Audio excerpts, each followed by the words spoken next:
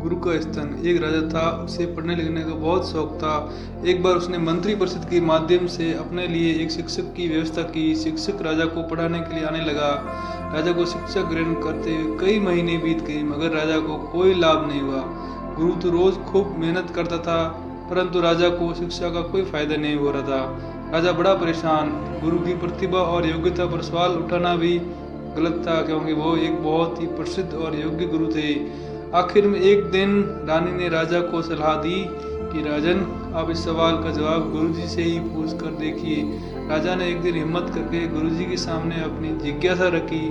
हे गुरुवर, क्षमा कीजिएगा, मैं कई महीनों से आपसे शिक्षा ग्रहण कर रहा हूँ, पर मुझे इसका कोई लाभ नहीं हो रहा है। ऐसा क्यों है? गुरुजी ने बड़े ही शांत स्वर में जवाब दिया, राजन, इसका कारण बहुत ही सीधा सा है। गुरुवर, कृपा करके आप शीघ्र इस प्रश्न का उत्तर दीजिए। राजा ने विनती की। गुरुजी ने कहा, राजन, बात बहुत छोटी है, परंतु आप अपने बड़े होने के अहंकार के कारण इसे समझ नहीं पा रहे हैं और परेशान और दुखी हैं। माना कि आप एक बहुत बड़े राजा हैं, आप हर दृष्टि से उससे पद और प्रतिष्ठा में बड़े हैं, परंतु यहाँ पर आपका और मेरा रिश्ता एक गुरु और शिष्य का है।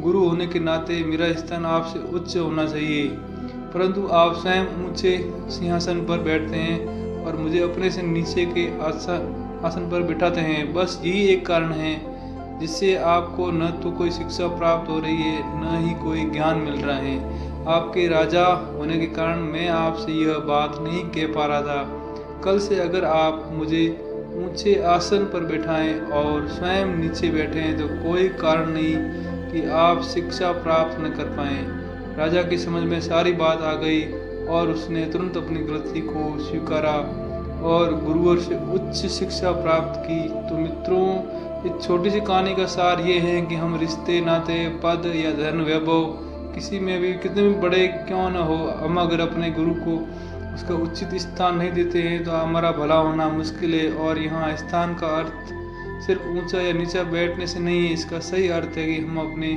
मन में गुरु को क्या स्थान दे रहे हैं। क्या हम सही मायने में उनको सम्मान दे रहे हैं या स्वयं के श्रेष्ठ होने का घमंड कर रहे हैं। अगर हम अपने गुरु या शिक्षक के प्रति है भावना रखेंगे तो हमें उनकी योग्यताओं एवं अच्छाइयों का कोई लाभ नहीं मिलने वाला है, और अगर हम उनका आदर करेंगे तो उन्हें महत्व देंगे तो उनका आशीर्वाद हमें सहज ही